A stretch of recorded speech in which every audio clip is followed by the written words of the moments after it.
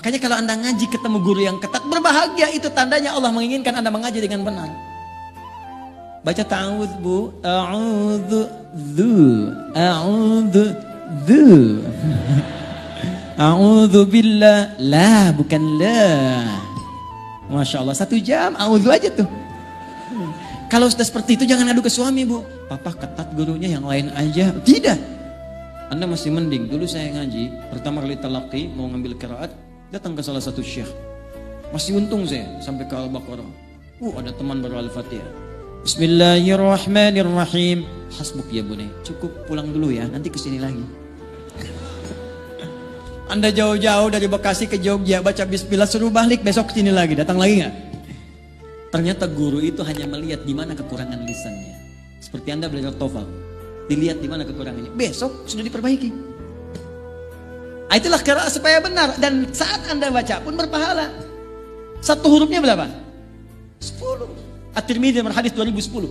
Man qara'a harfan min kitabillahi falahu asyru hasanat. Siapa yang baca 1 huruf dari kitab Allah dapat 10 kebaikan. Walam aqul alif lam mim harfun. Saya tidak katakan alif lam mim 1 huruf, tapi alif sehuruf, 2 lam sehuruf, mim sehuruf. Wa likulli harfin asyru hasanat. Setiap hurufnya 10 kebaikan.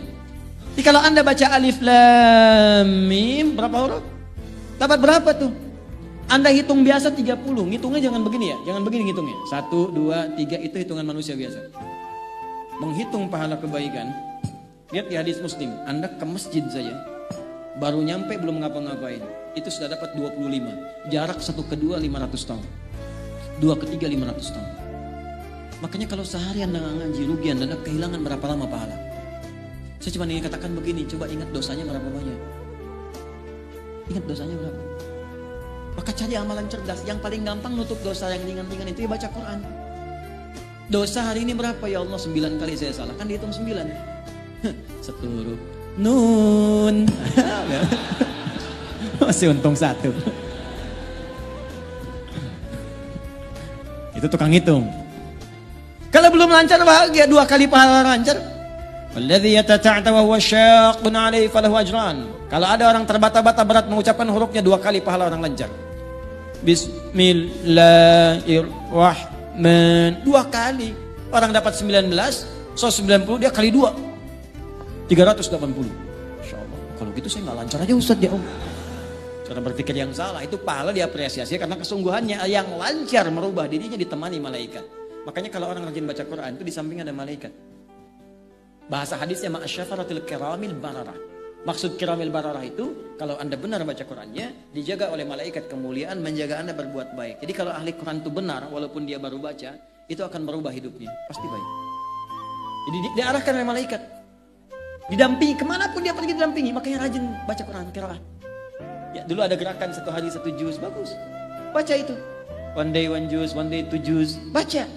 Nanti kalau Anda nggak percaya silakan baca dulu aja. Nih saya ajarkan gini ya, kalau mau ringan. Supaya nggak berat bacanya. Kita ambil Al-Baqarah 1 sampai 141. Al-Fatihah kita simpan karena sudah hafal insya Allah semua. Kalau mau gampang, susah melihat 141 ayat, bagi 5 waktu sholat. 141 bagi 5 berapa? 28. 28. Jadi setiap subuh 28, zuhur 28, asar 28, maghrib 28, isya 28. Bagi 2. 14. Sebelum subuh 14 ayat, setelah subuh 14 ayat. Sebelum zuhur 14, setelah zuhur 14. 14 ayat itu kan paling 5 menit Pak. Apa nggak punya waktu untuk akhirat kita 14 menit? Apa tidak punya waktu untuk cahaya kubur kita 14 menit?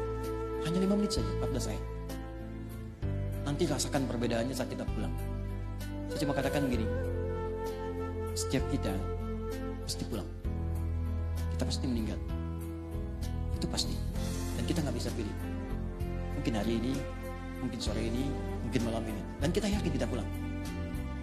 Saya tadi katakan, Anda ke Jogja saja, kesini aja butuh bekal. Itu baru antar dunia, di inter dunia di situ.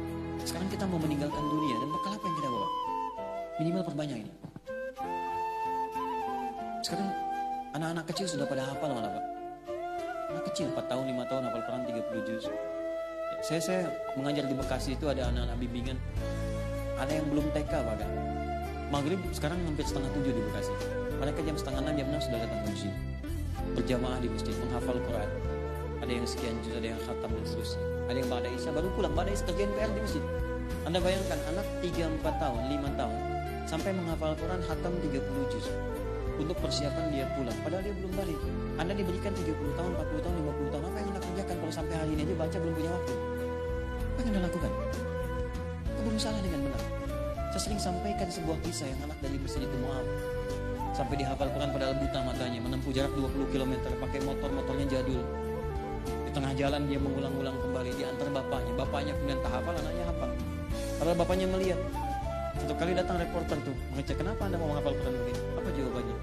Demi Allah katanya, ini sebagai persiapan saya pulang menghadap Allah. Saat saya berjumpa sendirian dengan Allah, ayah tak menemani lagi, ibu nggak ada lagi. Saya akan berkata kepada Allah pada hari itu, ya Allah, saya sudah berusaha menghafal Quran dalam keadaan mata saya buta.